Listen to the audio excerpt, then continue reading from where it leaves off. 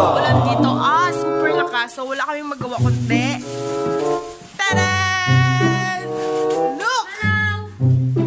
Fresh and Divisoria. Ayan o. Nag-aayos na ng mga sapatos.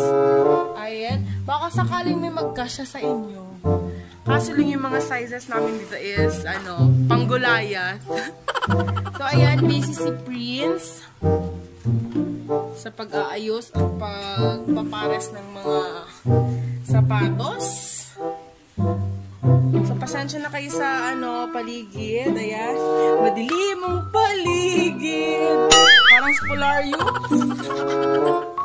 Ayan. So, mag-aayos kami ng mga shoes. So, dami ng mga shoes.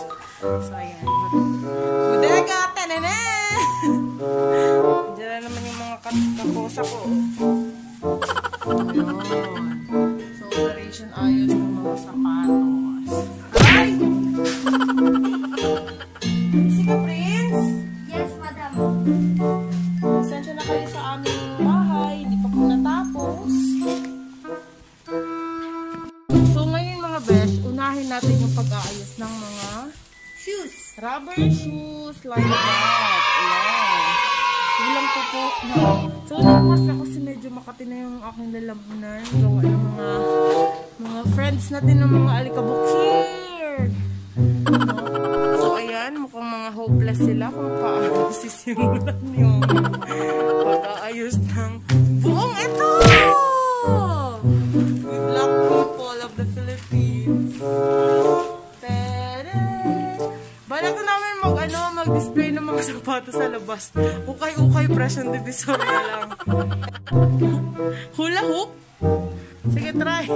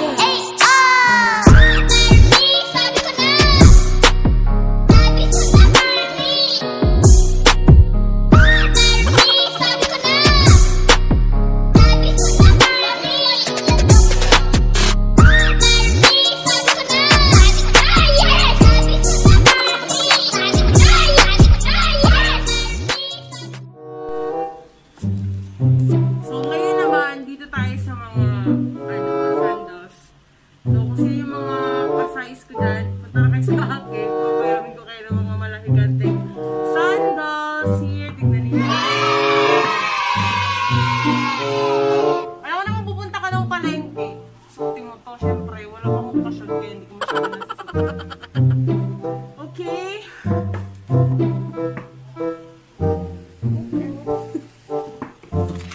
Ito naman yung favorite ko since nag-graduation ng college. Shout out. Thank you nga pala ulit Kati Bigyan ngayon. Buhay na buhay pa si Cinderella. Ay, yung shoes ni Cinderella pala. Okay na yan.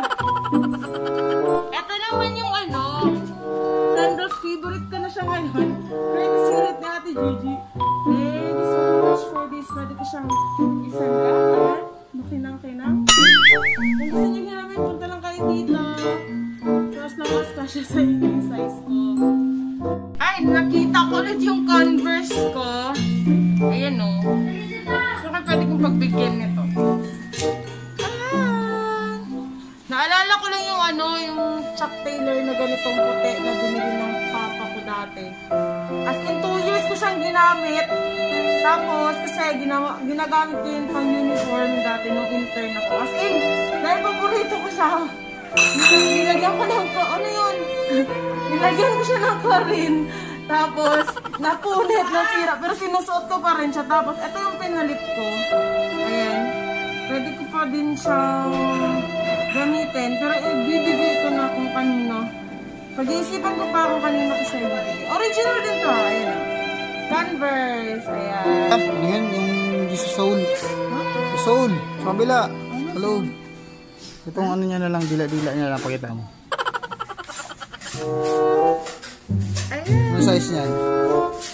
Size 6, 7. 6 or 7. 6 or 7. Ayan yung katokan niya. Sobrang okay na okay pa siyang gamitin talaga, promise. Konting laba lang, huwag yung lagyan ng chlorine ha. So ngayon naman, magmimerienda muna kami dahil sabi ng principal namin.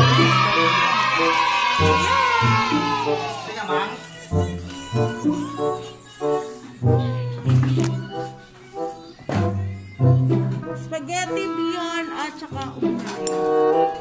Thank you! Special shower out pala kay Dada. Thank you! Happy birthday ulit dyan! So, ayun na nga guys! Tapos na akong mag-ayos ng mga sapatos, slippers, and everything. Nakakapagod pala mag-ayos ng mga dapat talaga, dapat pala talaga laging nakaayos ng mga sapatos. Tapos ilalagay ko sa kung saan dapat ilagay. So, as of now, yung natapos ko palang today is ito. So, meron pa akong mga dapat ayusin dito. So, ilagay ko na nga muna. So, ito yung mga shoes ni Prince na almost bago pa. Sobrang niliitan niya din. Parang 2 beses to hanggang 3 beses niya lang ginamit. Kasi nga, ayaw niya mag-black shoes sa school nila. Gusto niya laging naka-rubber shoes. So, meron akong 3 naka-reserve lang dyan. Kung sino yung reserve na makabigyan. Dahil sobrang bago pa nga. Medyo may mga tatak, kaya matibay na siya. Tapos, eto naman guys. Eto yung 2 sako na naipon ko. Eto lahat yung pinagliitan ni Prince. Eto naman yung sa amin, ni Mama. So, ibibigay ko din to. Hindi ko pa alam kung kanino papunta. Medyo malalaki na talaga yung sizes. 38, 39, 40. Pero the most is 40 or 39. So, ito, 2 sako. Sobrang kapakipakinabang pa sa ngayon.